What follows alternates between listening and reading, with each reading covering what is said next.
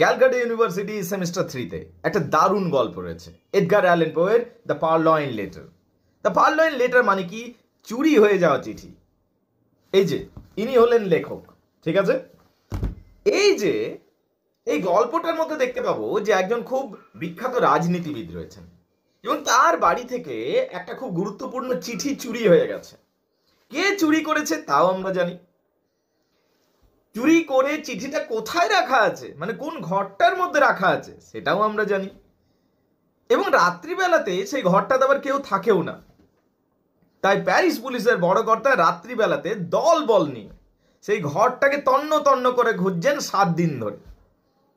কিন্তু চিঠিটা যে কোথায় রয়েছে ঘরটার মধ্যে সেইটুকু খুঁজে পাওয়া যাচ্ছে না। শেষ পর্যন্ত প্যারিস পুলিশের বড় কর্তা গোয়েন্দা মহাশয়ের সাহায্য নিচ্ছেন। এবার গোয়েন্দা মহাশয় সেক্ষেত্রে বলছেন যে তোমরা আরেকবার গিয়ে খোঁজো। প্যারিস পুলিশের বড় কর্তা বললেন আমরা সব জায়গা খুঁজেছি, এমনকি সোফাটাকে বড় বড় ছুঁচ দিয়ে খুঁজেছি, স্লেটগুলোকে তুলে তুলে খুঁজেছি, সমস্ত কাঠের আসবাবপত্রকে আমরা আতশকাচ দিয়ে দেখেছি যে কোনো গুপ্ত ড্রয়ার আছে কিনা, যত বই আছে সেই বইগুলোকে পর্যন্ত উল্টে পাল্টে আমরা দেখেছি, সব কিছুকে তন্ন তন্ন করে খুঁজেছি ওই ঘরটার মধ্যে, কিন্তু কোথাও পাওয়া যায়নি। এমনকি যে ফটো ফ্রেমগুলো আছে সেগুলোকে খুলে খুলে দেখেছি যে সেটার ভিতর আছে কিনা। প্যারিস পুলিশের বড় কর্তা বলছেন যে আমরা ওই ঘরটাতে প্রত্যেকটা জায়গা প্রত্যেকটা ইঞ্চিকে খুঁজে নিয়েছি, কিন্তু সেই চিঠিটা পাচ্ছি না, অথচ চিঠিটা সেই ঘরেই রয়েছে। গোয়েন্দা মহাশয় একটাই উপদেশ দিলেন, আরেকবার গিয়ে খোঁজো। এরপর বেশ কিছুদিন কেটে যাচ্ছে। প্যারিস পুলিশের বড় কর্তা আরেকবার গোয়েন্দা মহাশয়ের কাছে আসছেন। সেই গোয়েন্দা মহাশয় বলছেন যে চিঠিটা পাওয়া গেছে কি? প্যারিস পুলিশের বড় কর্তা হাসতে হাসতে বলছেন ওই চিঠি আর পাওয়া যাবে না। যদিও চিঠিটা পেলে একটা বড় অঙ্কের টাকা পয়সা ছিল, কিন্তু চিঠিটাই তো পাওয়া যাবে না।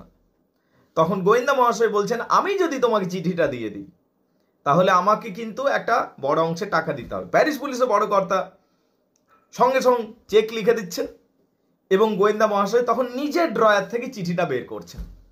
এবার গোয়েন্দা মহাশয়ের চিঠিটা দেখে প্যারিস পুলিশের বড় কর্তা তো হ্যাঁ, এটা সেই চিঠিটাই ছিল যেটার জন্য সে তন্ন তন্ন করে খুঁজছিল কোনো একটা মন্ত্রীর বাড়িতে।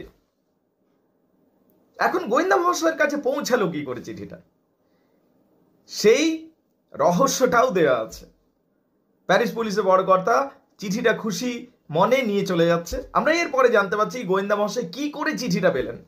তিনি আসলে সেই মন্ত্রীর বাড়িতে গেছিলেন তার সাথে গল্প করার অজুহাতে, এবং ঠিক মুহূর্তে তিনি চিনতে পেরে গেছিলেন চিঠিটা, যেটা রূপ বদলা